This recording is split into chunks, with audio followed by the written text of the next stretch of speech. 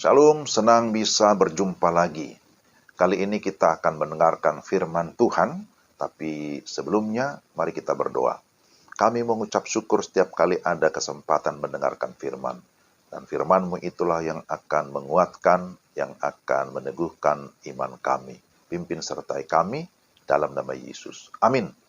Efesus 4 ayat 21-23. Karena kamu telah mendengar tentang Dia dan menerima pengajaran di dalam Dia, menurut kebenaran yang nyata dalam Yesus, yaitu bahwa kamu berhubung dengan kehidupan kamu yang dahulu, harus menanggalkan manusia lama dan yang menemui kebinasaannya oleh nafsunya yang menyesatkan, supaya kamu dibaharui di dalam roh dan pikiranmu.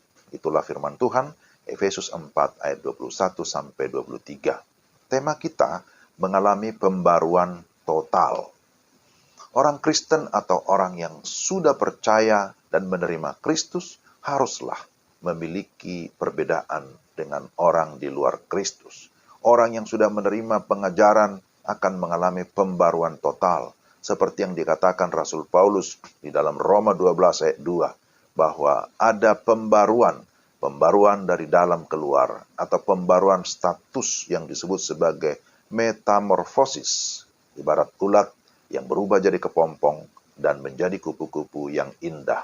Itulah pembaruan total. Perubahan orang percaya bukan seperti ular yang hanya ganti kulit luarnya berganti, tetapi aslinya tetap ular. Tapi perubahan radikal dari manusia lama menjadi manusia baru secara rohani, itulah yang harus kita miliki, yang harus kita alami. Apa saja pembaruan total yang dialami oleh orang-orang percaya? Pertama, pembaruan rohani atau pembaruan spiritual. Pembaruan rohani berbicara tentang hidup baru yang dimiliki oleh orang percaya. Dari yang sebelumnya sudah mati karena pelanggaran dan dosa, dan di dalam Kristus memiliki kehidupan secara rohani. Semua orang percaya telah dibaharui secara rohani atau sudah mengalami kelahiran baru oleh karena Roh Kudus yang sudah melahirkan secara rohani. Yang kedua, pembaruan pikiran ataupun disebut sebagai mindset. Setelah mengalami pembaruan rohani, maka orang percaya memiliki pembaruan pola pikir. Pembaruan itu dimungkinkan karena dia sudah mendapatkan pengajaran tentang Kristus.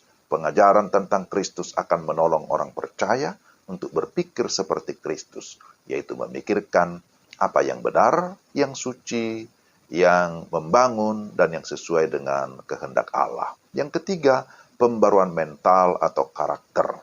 Pembaruan pola pikir akan menuntun seseorang kepada karakter yang benar.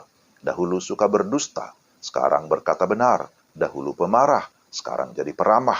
Dahulu suka mencuri, sekarang suka bekerja keras, bahkan suka berbagi. Dahulu suka bicara kotor, sekarang memelihara perkataan yang membangun. Dahulu dikuasai berbagai kejahatan, sekarang hidup di dalam kebaikan. Itulah pembaruan karakter. Dan yang keempat, pembaruan relasi sosial atau hubungan sosial. Pembaruan relasi berkaitan dengan pemulihan hubungan dengan sesama manusia. Di dalamnya ada kasih mesra, ada saling mengampuni jika ada kesalahan.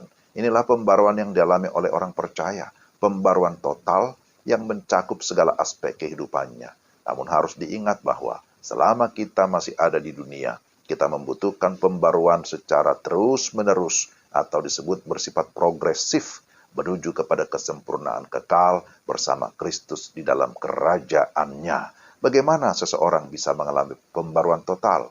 Maka di dalam ayat 20-21 dikatakan harus mengenal Kristus secara pribadi, harus mendengar Dia dan menerima pengajaran di dalam Dia, serta menuruti kebenaran yang nyata di dalam Kristus. Kiranya firman Tuhan ini boleh menolong kita, sehingga kita sungguh-sungguh mau terus dibaharui oleh kebenaran firman. Mari kita berdoa. Ya Tuhan, terima kasih untuk firman-Mu. Kami bersyukur bahwa oleh firman-Mu kami terus diperbaharui.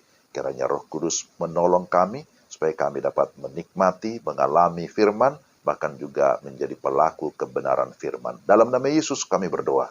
Amin. Demikian renungan kita. Tuhan memberkati saudara sekalian. Selamat beraktivitas. Shalom.